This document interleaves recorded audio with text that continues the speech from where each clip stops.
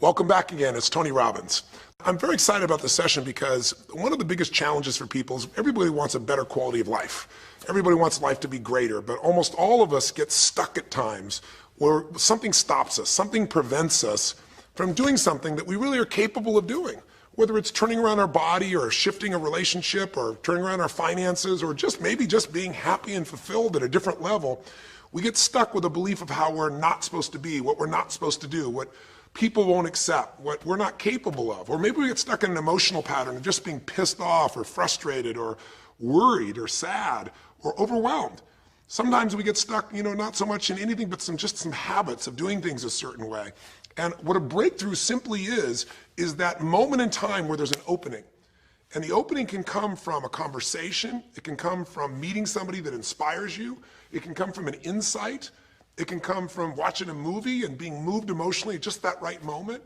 It usually comes because something kind of clicked inside of us. Something snapped us and made us look at life through a different filter in a different way. And it's a real breakthrough because you take that little insight, that little distinction, that little moment, or maybe that little or big emotion inside of you that says, no more, I'm going to change this.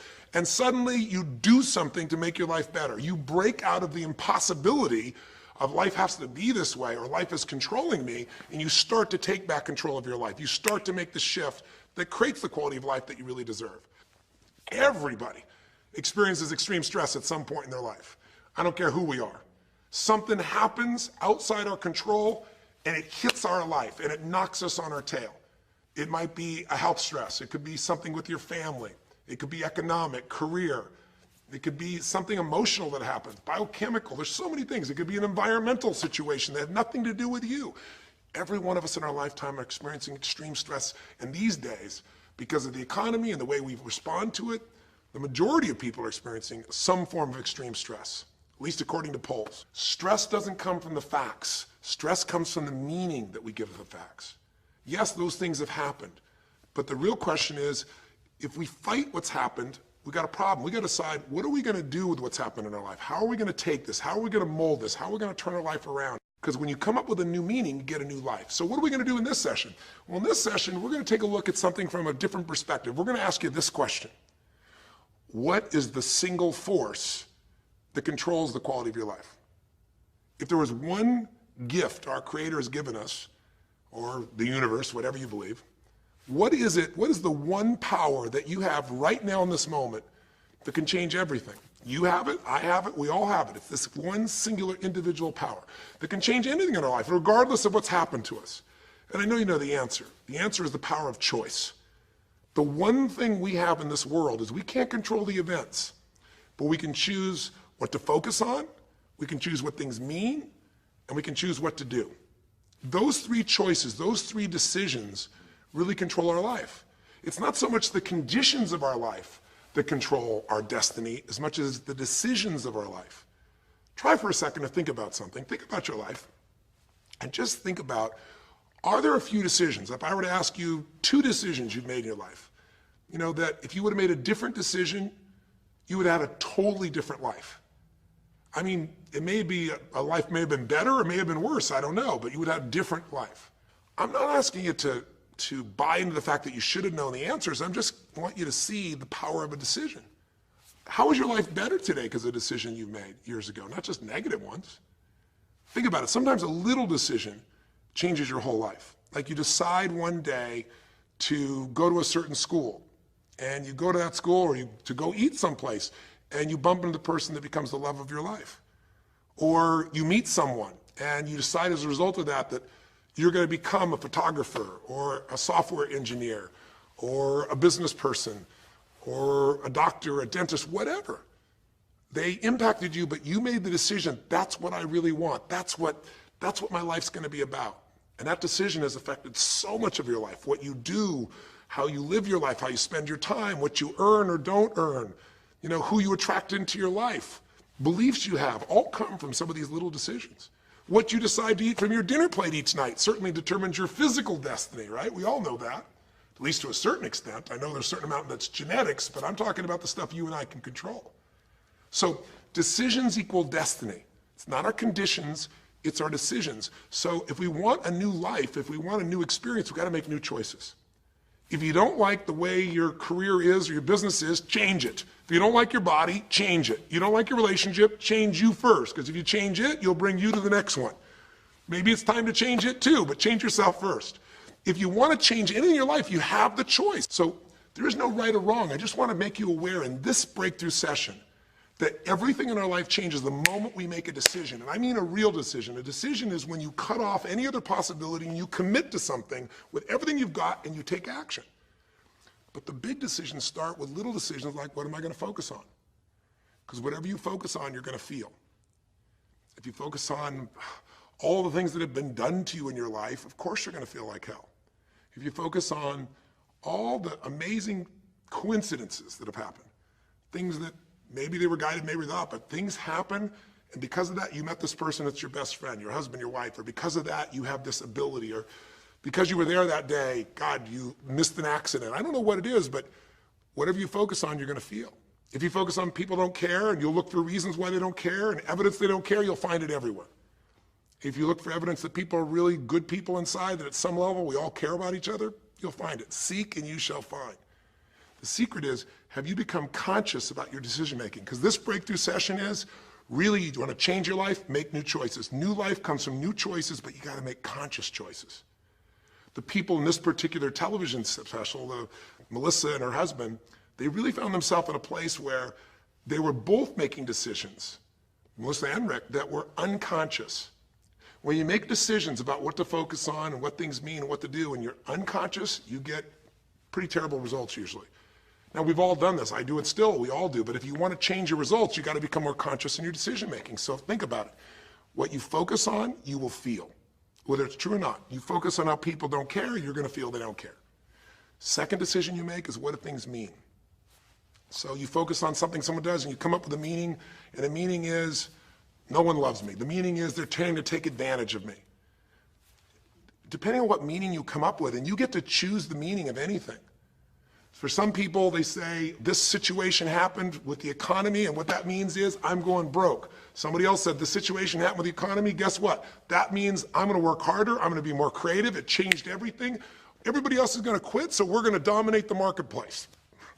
For people to do it. Is this the end right now, or is it the beginning? See, whether it's the end or beginning is your choice. You get to decide, because once you make up a meaning, it's true. If you think that this is the end of a relationship, are you going to treat people the same way as if you think it's the beginning of a relationship? No way. In fact, I tell people, if you want to have a great relationship, think about this. Treat people like you did in the beginning of the relationship, and there won't be an end. In the beginning of the relationship, when somebody says to you, would you take out the trash? What do you say? Of course, take out the trash. You're happy to do anything, right? But after about 6 months or 6 years, you go take them out the trash. You go, what do you mean? What, I look like your janitor? Take out your own trash. The meaning we give things is very different, and so we feel different, and our life is different. In the beginning, you'll do anything for someone. Now you make up a new meaning. Why should I have to do that for them? Little choices, like what to believe about yourself, what to believe about other people, whether this is the end or the beginning, start to affect your whole life. And the third decision we make, we decide what to focus on, most of us unconsciously. We decide what things mean, and the third thing we decide is, what are we going to do? We decide to quit because it's overwhelming. We decide to get strong and focus. We decide we're going to turn it around. We decide to wait and see. Ultimately, your destiny is determined by what you do. So, for example, what do you do if somebody comes to you one day and says, you have a tumor? Again, I've had that experience. I use that as a reference point because I've had a lot of intense experiences in my life, but that was one of the more intense ones for sure. I've had many, but that was very intense. You know, first, what do you focus on? Do you focus on it's over? Do you focus on why me? Do you give it a meaning that says, I'm going to die? What do? Do you just go through traditional therapeutic approach? Do you put yourself in the hands of someone else? Do you evaluate this? Do you get a second or third opinion? Your destiny is determined by your decisions. Now, if you're a guy like Lance Armstrong, you focus immediately on, I got to find a solution. The meaning you come up with is, this is the ultimate battle. And what you decide to do is you're going to exhaust every possibility. Now, that doesn't guarantee you're going to succeed, but it's interesting. When you have that kind of a mindset, it shifts you. And Lance Armstrong, I mean, he was told things like, look, You got tumors here in your brain, you got them in your lungs, right? You got obviously in testicles, and you ride a bike for a living. That's pretty tough. But he made it through all of those pieces. Now, am I saying because he made the right choices? I can't tell you that. There's certainly some grace in everything. I think in life, there's three things. There's our ability to choose what we're focused on, or to commit, to get a result, to put all our intention and focus into something. There's our ability to do the right things, to have the right strategy, to execute. And then there's some grace. There's what some people call luck, some people call grace. There's if you do the right things over and over again and with total focus, sometimes, you get good fortune that comes your way. And you tend to have more good fortune when you're totally focused and decisive and you take lots of action than if you kind of just sit around and accept things like that you don't have a future. But the point of the matter is this guy turned it around. What was he like after he got through this problem? After he had his breakthrough, after he faced cancer, racing against some other guy seemed like nothing by comparison. You're not much of a competitor. I faced death. And he goes on to win Tour de France after Tour de France after Tour de France, breaking every record anyone could ever imagine. What do you do, decades ago, half a century ago almost now, and someone says to you, go to the back of the bus, and you're African American? One woman just decided, you know what, you can't take my dignity from me. I can only give that up, and I don't choose to give it up, and I will not go back to the bus. The answer is no. And Rosa Parks changed an entire society. Because that day she chose to focus on something else. She gave it a different meaning. This is not a command. You do not have control over me. And she decided to fight. And she changed the direction of a country and of many other countries. She started something. We forget that you don't have to be famous to have the ability to change at least your own personal history, to change the direction we go in our life. We have the power to choose, even if you haven't before. You can finally say, no more, I won't put up with that, within myself or from anybody else. And here's what I'm going to do differently. That's where the breakthroughs really start to happen. Now the question is, why do some people stand their ground and make something change versus other people just kind of accept things? Why do some people make bold decisions and other people make decisions that are based on trying to hang on to what they've got? Well, that's a more complex question to answer than we might have in a few minutes in this one session, but it is one that I've spent my life studying, because when you can change your decisions, you can change your life. When you can change the force that controls your decisions, you can change anything in your life. At some level, we have certain beliefs and values. But if I was going to make it simple, I'd say there's two things that determine your choices. The first thing is the state of mind and emotion you're in at that moment. Think about it. Have you ever snapped at somebody and had nothing to do with them? It was just the state you're in, right? You were frustrated, you were pissed off about something, and in that state of mind, whatever they said got interpreted through that state, and you made up a meaning like they were an irritant or they were interrupting you. They weren't. You probably felt bad afterwards. When we get in the wrong state, we make the wrong decisions. When you get in a strong, empowering state, you'll make a better decision. Learning how to direct your state is a big part of what my work is with people, and it's a big part of what I do in my seminars. But the other thing that affects your decisions would be what I would call your story or your blueprint. We all have kind of a story about how our life is supposed to be. It comes from a set of life experiences, interpretations. Some people think life is all about getting theirs. Some people think life is about growing and contributing. Some people think life is about making judgments. Some people think life is about saving other people's lives. Some people think life is about being successful. Some people think God is the basis of everything, and the way to know God is to go through life in a very specific way with a set of rules, and they follow it. And that's what they believe. Whatever your story is, whatever your blueprint is just another way of saying whatever you believe is how your life is supposed to be, at some level, we either follow that blueprint or we fight it. If we follow it or we fight it, we're going to find that we're going to bump into things in life where life isn't always the same as we expect it to be or think it should be. And that's where we start to experience stress. So in this session of Breakthrough, when you watched this story and you saw Melissa, you saw the conflict between what she desired most and what she feared most. I really believe life is the dance between what you desire most and fear most. That's where you find where we live our life. The dance between what you want most and what you fear most. That's where all that energy is in life. So what does she want? She wants to be famous. She wants to be able to sing and have everyone hear her voice and be able to touch everyone. She wants to contribute. She wants to share her gift. And she definitely wants to be famous and successful.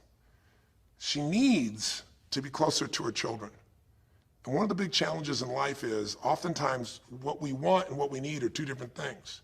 She has 5 boys. They're all extremely young, as I'm sure you saw. And she has a husband.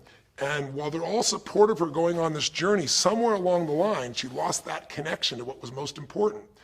Now, is she a bad person to make bad decisions? No, good people make bad decisions when they get in lousy states, when our ego gets involved, or when we start believing our story. And here was the story she had. Being a mom's important, but the bigger gift God gave me is my singing voice. And once we get seduced into a particular story and we start to believe it, it takes a hold of our life and it controls all of our choices. And then pretty soon, bad choice on top of bad choice on top of bad choice starts to affect our life. Can you relate? How many times you've made some choices that you wish like hell you would have made a different decision back then, or that no one ever knows the stupid decisions you made? I know I can relate to that. So what I want to talk to you about today for this brief little session is how to break through a crisis. Crises happen, whatever type of crises you go through in your life, and I know you've had many, when we make some choices unconsciously and we get consequences. And we make them unconsciously because we're trying to get what we want. We don't really know what we value most. We don't know what we need. And we find ourselves waking up one day and going, why is my life this way? It's kind of like life is always calling to us to constantly grow and improve. You know, if you're going to look at what's going to make life work, it's really simple. What makes people happy is progress. We're happy when we're progressing. If you're overweight, but you leave today and you say, you know what, this breakthrough thing, what I got out of today for me more than anything else is, I've been stuck waiting for some magical diet, some magical exercise plan, some magical time in the future when we have more time. There is no more time. I don't need to wait for that. I'm just going to make a decision today to get started. I don't need to go out there and go interview 20 trainers and get online. I don't need somebody to give me a perfect plan. I need just to pick up my shoes and start walking. I need to just get somebody behind me who just goes, run! I don't need to wait for perfection. I'm going to do something right now. I choose to get fit. I choose to walk. I choose to run. I choose to go join a club. I'm doing it now. A breakthrough happens the moment you make a new choice. And you don't have to wait. You can just get yourself in a new state. Maybe this tape will get you doing. Or you just have to have a new thought that says, you know what? I made choices in the past. I'm overweight because I chose to eat this and this. I'm not going to eat it anymore. I'm changing now. You can change your whole life real fast with just a few choices. But if you don't make the right choices, eventually you're going to face a crisis. Crisis is when you made so many poor choices that sooner or later life shows up, and instead of asking gently for you to change and improve, to grow, to make progress, to be happy, life, when it's a crisis, now demands change. It isn't asking anymore. We borrowed money as a society and we overspent and we talked about changing and we knew we had to change, and now a crisis happens and guess what? Nobody has a choice. The game has changed. And what crisis does is it melts us down. It melts us down so that we can recast our life. We can remold ourselves. And usually on the other side, our life is greater because as we go through that crisis, we have to grow. Everybody wants change. Nobody wants to do it. Everybody, I should say, wants progress, but nobody wants to change. Everybody wants their life better, but nobody wants to do the push-ups, the running, have the economic or emotional discipline to make it happen. But if you're watching this right now and you're still with me, some part of you wants more. And I'm saying to you, choose it. And the way you're going to choose it is really simple. If you're in that crisis, what keeps you in the crisis is probably because you're being reinforced. Most people, they overeat, or they smoke, or they drink, or they yell at people. They keep doing it because they're rewarded. Whatever gets rewarded gets reinforced. Whatever habit or behavior is reinforced becomes a habit, and then pretty soon, do it long enough, it becomes part of your personality, and pretty soon you think it's who you are, and you just keep living that way. I mean, it's easy to see this in other people, right? It's easy to see how messed up they are and how easy they could if they just make some new choices. All you got to do is turn on the television, some news program, some entertainment program, and you'll hear detailed descriptions about some person who is very powerful celebrity who is doing some stupid thing. Why do we see all this stuff on television? Why do we hear about every person you can imagine, from Lindsay Lohan to Britney Spears to all the way back to the old days it was Elvis or Michael Jackson or whoever it is that's in the news today in this stage of life in your country as you're watching this? It's because we want to see other people who make bad decisions so we can feel better about our own. But the reason those people don't change, Lindsay Lohan, she's got another DUI. She's putting herself at risk. She's putting other people at risk. She could kill someone. If she goes to jail, it's supposed to be 90 days. But here's the consequence. It goes to 2 weeks. And before she even gets out of the jail, she makes a deal for an interview and gets paid $1 million when she gets out for the interview. What do you think the chances of her changing when her bad behavior gets her $1 million, and I don't know if she even makes that for that much time of acting at this stage? What do you think the chances are when people around her say it's not your fault, it's not fair, they treat you unfairly? As long as we have the decision that we're not responsible, it's not our fault, we can't change anything. We have no power. So I don't know by the time you watch this if Lindsay will have changed, but if she did, it'll be because the enablers are gone, she's taken responsibility, and she's found something she values more than attention and money for bad behavior. Now, it's easy to look at that with her, but what about you and I? Where are you and I addicted to our problems? Where are you and I reinforced? So many people, when they have a big problem, listen, if things are going well, you say, oh, it's going so great. Your friends go, well, that's great. And after a while, they go, well, easy for you. But if you got a problem, people go, hey, I understand, and they connect with you. Where do we get addicted to our problems? If you want to make a new choice, if you want to make a new decision today, if you want to have a breakthrough in some area of your life, you got to give up the story that it's not your fault, and you got to give up the attention and the love and the connection and the commiserating that comes with it with other human beings. Here's how you change. 5 simple, quick steps, and then I'm going to give you a little tool that if you want to, you can go online and really make a change with. If you're going to change your life, step 1, I don't care if something has happened to you. You know, somebody has spilled oil all over where you fish. It's horrific. It's disgusting how they've dealt with it, but it's happened and you got to deal with it. Something's happened. Someone in your family's been injured. You've lost your job. I don't care what the problem is. If you're in a crisis, step number 1, see it as it is, but don't see it worse than it is. Now, what do I mean by that? I don't mean be some Mr. or Miss positive thinking. By now, if you spend any time with me, you know I'm not about that. I'm not here to tell you, go to that garden and chant, there's no weeds, there's no weeds, there's no weeds. Doing affirmations is not going to change your life. You got to go see where the weeds are and pull them out. My point is simple. You got to see what the problem is, but you can't make it so horrific that you just give up. Today, this is the first generation in almost 100 years of Americans who now believe, the majority of Americans now believe, that the quality of life for themselves and their kids in the future is going to be worse than the past. They have, in other words, nothing to look forward to. 63% of the US as of today. Wow. When you start thinking there is no future, you go into what we call learned helplessness, a place where you just kind of give up.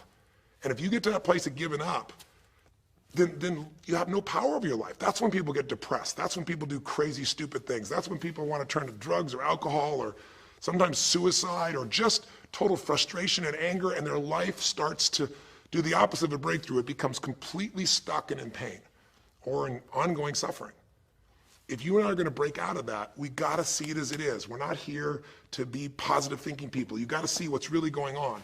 But if you're overweight, you can't say to yourself, well, I'm big boned. That's not why you're overweight. You're overweight because you don't work out, you eat certain things, you eat Cheetos all day long, watching TV. I don't know what it is you do, but I know it's not just because you're big boned. You don't want to make it so it's outside your control or you can't change it. So see it as it is, but don't see it worse than it is so that you have no reason to try. Does that make sense? That's the first step. Step 2, get to the real truth and deal with it. Don't just see it as it is and not worse than it is. Don't just like balance it, but now get to the truth. I mean, listen, if the truth is you've been trying to get a job for 2 years and you truly have worked every day in a particular industry, and the number of jobs in that industry have shrunk down, and you really aren't getting that job, then you might have to look at the truth. The truth is you might have to retool. You might have to say, gosh, you know, the industry I'm in is gone. I mean, gross, simplistic example, but for years, vinyl records were around for 85 years. And it was a gigantic industry. And things came and went. During the vinyl record time, what happened? Well, there was, remember those 8-track tapes? Are you ancient enough to remember those things? Maybe you know somebody remembers those things. These big boxes, you push them in and out. Yeah, 8-tracks came and went, vinyl records were still here. And then cassette tapes came, right? And cassette tapes were smaller and more compact and more convenient and more seemingly indestructible. And they came over here and vinyl records were still selling like crazy. If you had a job in vinyl records, you kept it. But then a little thing came along called the CD. And when that happened, almost overnight, you saw an entire industry that's been around almost a century was gone. If you were the guy that worked in the vinyl record factory and knew everything about it, it was the second generation, didn't matter. It was over. And now we laugh about a CD, right? Because everything in this digital world you can have instantly. Who wants to put on a CD? Pretty rare, still available. In vinyl records, maybe there's a small market of people that are collectors, but it's gone. My point is, if you're in the vinyl record business, you got to tell yourself the truth. You got to see it as it is, not worse than it is, but you also got to get the truth and deal with it. You got to deal with the cards you're dealt. You're going to have to retool. You're going to have to change something. You might have to move. If you live in the Gulf, and I don't support anything that's happened there, who could? It's unconscionable what's happened with BP. But if you live in the Gulf and you're a third generation fisherman, and you fish for oysters and they're dead, you better get to the truth. Are they going to be dead for 2 years or 10 or 20 to the best of your ability? And you might say, well, I can't do anything else. I can't. I'm a third generation. This is all I know. Yes, you can. Get to the truth and deal with it. Deal with the card you're dealt with. You got to deal with it, sure, I'm sure legally, but in the meantime, you got to take care of your family.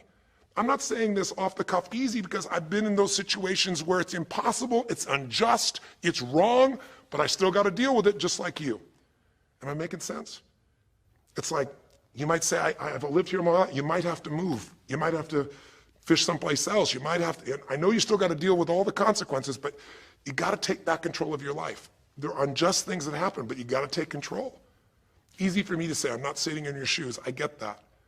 But who hasn't experienced some form of injustice someplace? Who's not dealt with something unfair? Who's not dealt with something that wasn't meant to be unfair, but it affected your entire life, your career, your finances, whatever? You got to tell yourself the truth, and you got to get to those dealing with the reality right now. The longer you wait, the longer the crisis will be. If you're having an economic crisis, got to deal with it. Got to downsize, right size, do whatever it takes. And I say, okay, Tony, well, so far you're telling me don't allow myself to make it so bad I don't try, see it as is, but don't make it worse than it is. And you're telling me get to the truth and deal with it. Well, that's nice, but how do I do that? Maybe the third step, more than just getting the role model, maybe to be more specific, is get a vision first. Get a vision and get strong. That's what I think your third step should be. You first tell yourself the truth. Yes, see it as it is, not worse than it is. Tell yourself the truth and deal with it. But the way to deal with it is say, what am I going to go for? There's got to be a compelling future. I got to come up with a vision for my life or a vision for my relationship. I've had terrible relationships, nothing's worked. Tell yourself the truth. I've made poor choices, or I've told myself stories and gave myself excuses, or I've not had the courage, whatever it is. Get to the truth, and then get yourself a vision for what you do want. Because you have to have something you're going to move towards. Does that make sense? Without a vision, people perish. It says in a very good book called The Good Book. And I know there are many good books, but that's a good one to take a look at. We need something to go for. We can deal with any problem today as long as there's something that we can look for in the future that we can strive for. It'll give us the emotional and psychological fuel, the juice, to keep moving forward. So you got to come up with a vision, and a way to do that, we'll call that step 4. Get a role model. You might get the vision from a role model. You might get the vision just from coming up with a new idea. But in order to figure out how to go from where you are to where you want to be, to close the gap from where you are to where you want to be, it's best to learn by other people's experience whenever you can. So get a role model, get their strategy, and go to work. Get into action. So I'll give you an example. Years ago, when I was first starting to try to figure out how to build myself financially, I grew up at a time when, just as I was starting to do well, this big recession happened. And I remember I was like 29, 30 years old, I think, and maybe 31. And I was doing okay. And then all of a sudden, there were all these business challenges because we went through this severe recession back in those days. And I remember at the time, everybody was downsizing and freaking out. And I thought, you know what? I don't want to just settle for this. I want to find a way to do well. Who's done well in really tough times? And so I started doing my homework. And in those days, you didn't go out and use the internet the way you do today. You couldn't access all that information. We actually went to libraries and did research in traditional ways. I'm ancient enough to remember those days. And I started hearing about this man named Sir John Templeton. Very famous man. He's a man who became a multi-billionaire as an investor. He started with nothing. But what was interesting is when I started to find out about his story, because here's a guy that when he's a young man, he's called Sir John Templeton now. He was actually an American originally. And he wasn't Sir. He came from a very poor family. And he just decided that in his life, He wanted to not only do well financially, he wanted to do so well he could help other people at any level that he wanted. And today, by the way, he's passed, but before he did, he created the Templeton Fund, and he also created a fund that now delivers money, gives money each year at the Templeton Prize to people that do good spiritual works, and it's larger than the Nobel Prize, and it continues to go on. But the guy started with nothing, and here's how he did it. Listen to me now. The reason I look for him as a role model is because he made all his money in the worst of times. He made all his money when people were going through the equivalent of the deepest recession or depression possible. His whole belief was, and this is different than almost anybody else you see around you, was pessimism was the secret to success. That what he wanted to do was make money when people were most pessimistic. Because when people are optimistic, they want you to pay for their house a huge sum of money. But as they start getting more and more pessimistic, where pretty soon they think they can never, the house is the worst thing to have, they'll virtually give you the house. They'll virtually give you the business. And so he made all his money starting in World War II. When the war broke out, when Hitler invaded over in Europe, he took all the money he had and borrowed a total money of $10,000, a total amount. He bought with $10,000 every stock on the New York Stock Exchange that was $1 or less that he thought might be useful, including some companies that looked like they're going to be bankrupt. But he did it when people were the most pessimistic.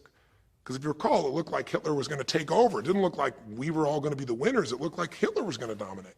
And when people were that scared, they would give up anything they had just to get a little bit back. And so he bought all the stock that eventually made him a multi-billionaire. He became a billionaire because after things changed, after the war, just 5 years later, and the economy started to surge, everything changed for him. Where do you think he invested next after World War II? Where was a country that was pummeled, that was down, the factories were basically turned into mud? Japan. You could buy things for pennies in Japan that would have cost you hundreds of thousands of dollars before, and he did.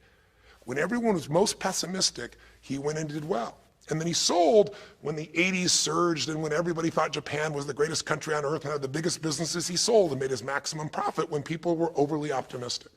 He did the same thing down in South America when inflation went crazy. This man spent his entire life basically having a strategy of how to succeed when everybody else was scared. I tell you that because he's a role model. What he did, how he did it, it's all in writing, it's crystal clear. You could do the same. But you won't be able to do it when you're telling yourself the sky is falling and it's over. When you see it worse than it is, you'll just give up. You won't do it if you don't tell yourself the truth is, you know what, this system isn't working. I got to do something. I got to change my finances. I got to change my job. I got to reach. If you don't tell yourself the truth and deal with the truth, the real truth, nothing's going to happen. You won't ever even think about a guy like John Templeton if you don't have a vision that says, I don't care how the environment is, I'm going to find a way to do well. And you won't do well unless you get a strategy based on a role model who's really done it. My whole thing is this: if anybody has something you want, they aren't lucky. They did something. If you model them, if you take similar steps, you can produce a similar result. Make sense? And then finally, the fifth step, look, if you're in a situation where you see it as is, but not worse than it is, if you've told yourself the truth and you dealt the cards you're dealt with and just decided you're going to change it and you're willing to do what's necessary, if you put yourself in a place where you got a new vision and you've gotten yourself strong, if you got a role model and you got some strategy and you got yourself into action, step 5 is give much more than you expect to receive. Simple as that sounds, if you find a way to meet people's needs in business, in an intimate relationship, meeting your kids' needs, anybody's needs, the whole game changes. What happened here when all of a sudden, Melissa finds herself coming home and all of a sudden she finds out that while she's gone, her kids now don't want to talk to her boys, her husband has had an affair. Well, none of that could change if she would have just said, you know what, my whole life is over, I'm done. And oh, by the way, I've just lost my career too because while I'm busy trying to deal with my family, I didn't finish the record, so I lose my record deal. And oh, by the way, we don't have any financial stability, now we're losing our house. If that family would have just said it's over, if Melissa or Rick either just said it's over, it would have been over. But they told themselves the truth. We got severe problems here, but they didn't make it worse than it was. They didn't say we can't turn it around. And then they got to the truth of the infidelity, the truth of her addiction to going after fame instead of being a mom, the truth that neither one of them had been really competent at parents and had not given the energy to the kids that they deserved. The truth will set you free, but first it'll piss you off. The truth it doesn't feel good, but Not feeling good is sometimes where you get your drive to change things. They started looking around and said, we don't have the skill to even manage our house, much less our finances. We got to do something different. We got to focus on our kids. We got to focus on turning things around. We got to turn our relationship around. But that wouldn't have worked unless they got a vision of starting to see, it could happen. And that's what I helped them with. I helped them get to the truth. I helped them to stop over-exaggerating. I got them to a place where they got to see that this relationship could be back alive and passionate, and that these kids deserve both their parents, and that she really could be a great mom, and that maybe in the end she could even still have her singing career and enjoy it too, that she didn't have to give it all up. And I'm really proud of her. She did it because she found a role model. She got a vision, but she got a full role model. And the man that she works with today is a man that's sold, I think now 5 million or 10 million records. And most people outside the country business don't know his name. He's her mentor now. He's made music with, Willie Nelson, with just about anybody you can imagine in the business. And he's done it for all these years, but he's never left the central part of Texas because that's where his family is. And Melissa's had offers to go to Sony Red. She walked away because they said, you're gonna have to do these things without your family. She found out what was most important, and she made the decisions that met her needs to be a great mom. When you fight life and go, I should be a singer and not a mom, and you got 5 kids, you got a problem. When you fight life and say, the economy should be different, you're gonna be stressed.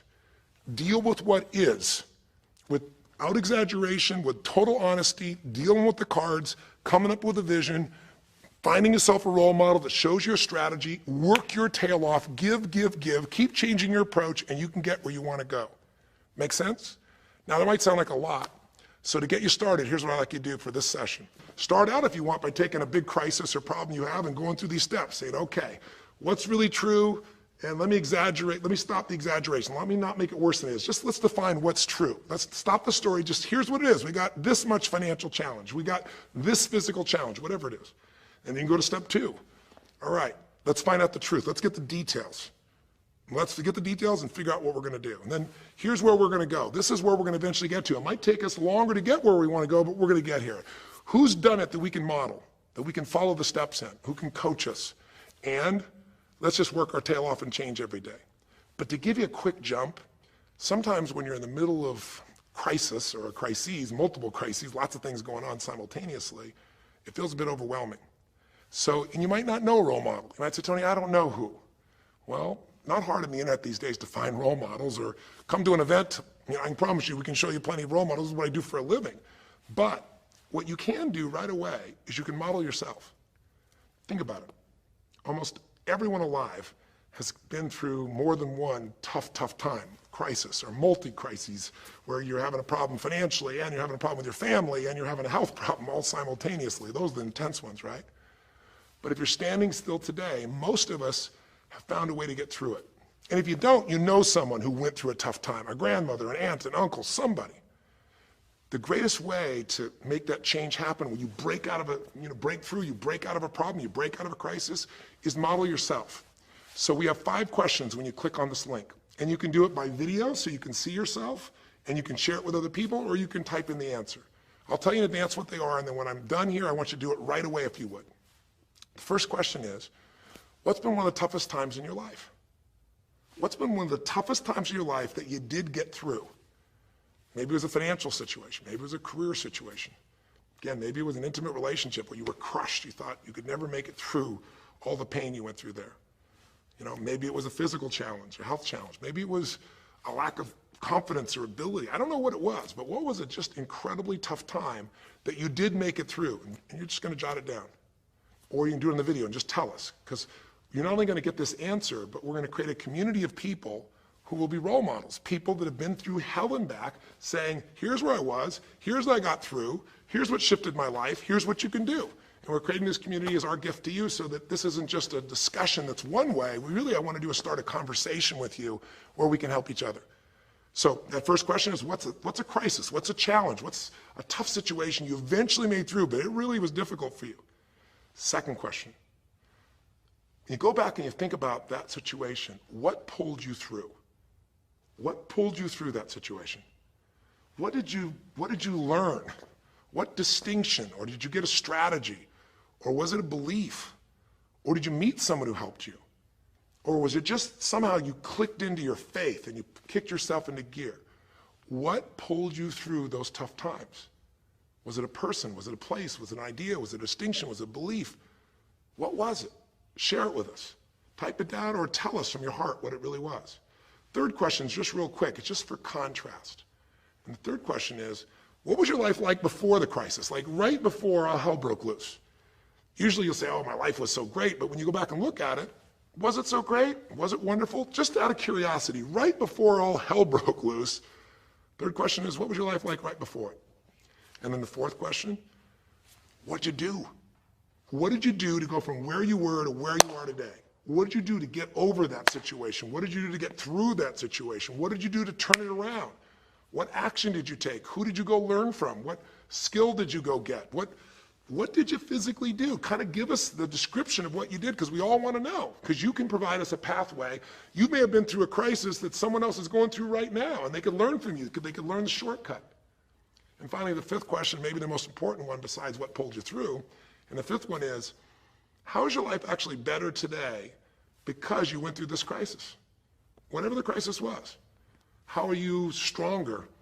Or are you more compassionate because you felt that suffering? You don't want anybody else to feel it. Or are you more hopeful because you know you made it through that so you can make it through other things? Or are you in a situation where you've got a skill today that you didn't have and wouldn't have had if it wasn't for that situation that made you have to grow? Or are you just happier today because you have a contrast of what life could be like, and so now you appreciate the simple moments? How are you better mentally, emotionally, physically, financially, or spiritually today because you went through the crisis? Even though you wouldn't want to go through it again, you don't want anybody else to go through it, how did it actually serve you in the end? I think if you answer these 5 questions, you don't need to remember them. I said them to kind of trigger you thinking. All you do is type in the answer, or you take the instructions and click on the video and go, okay, toughest time in my life? There have been so many, but I'd say when I went through this divorce, or I'd say when I was told I had this tumor, or I'd say when they told me this company was going to go bankrupt, or whatever it was. Second question, what pulled me through? God, I don't know, I guess a combination of things. One was this belief that somehow everything in life happens for a reason and a purpose. And even though I hate this, something must be calling me to grow. Or I'll tell you what it was. It was a friend that sat me down and said, man, you're going through hell. But when you're in the middle of hell, when you're pushing through hell, just keep pushing. Just keep going through it, man. I've been there. And he gave me this plan, or he gave me this strategy, or he told me, you know, this problem won't last forever. Trust me, I know it feels like it's the end of the world, but 10 years from now, you and I will be sitting here, and you'll be here with your children, and you'll be here with your wife, and we'll be talking about those tough days, and we'll actually smile and laugh about them and be so proud we made it through it together. Or you might say, what got me through it was prayer, or my faith in God, or what got me through it was just massive action. You know, what pulled you through? Just tell us. We all want to hear, we all need to know. And there's lots of ways to get through hell, isn't there? There's lots of ways to get through a crisis. There's so many ways. That's what I want people to get. So when you're done with this on the website, you will give in something, because a community is not just a place you go get stuff, right? It's a place you give. And the more, you know, authentic you can be and honest from your heart, the more other people will see and be touched. You know, what was it like before? Oh my God, I was on top of the mountain. You know, what did you do? Here's what I did. You know, I told myself the truth. I went and got this new education. I went and started talking to people each day. Whatever you did. How's your life better today? There's a phrase, you know, be humble or be humbled. You know, I have a different level of humility because I know, you know, that as good as I may think I may be, that situation reminded me that life is not just about me, it's about we. Or, gosh, because of that, I love my wife so much because we made it through that situation together. Or because of that, man, I'm so much stronger financially. I'm on top of things. I don't let anybody spend. Whatever it is, tell us how your life's better. Okay? I don't know how long the session was. Again, there's no script here, baby. I just want to work with you heart to heart to say one thing. If you want to break through, you have to make new decisions. New choices create a new life. The only thing stopping you is some limiting belief, some belief about how life should be different or you should be different.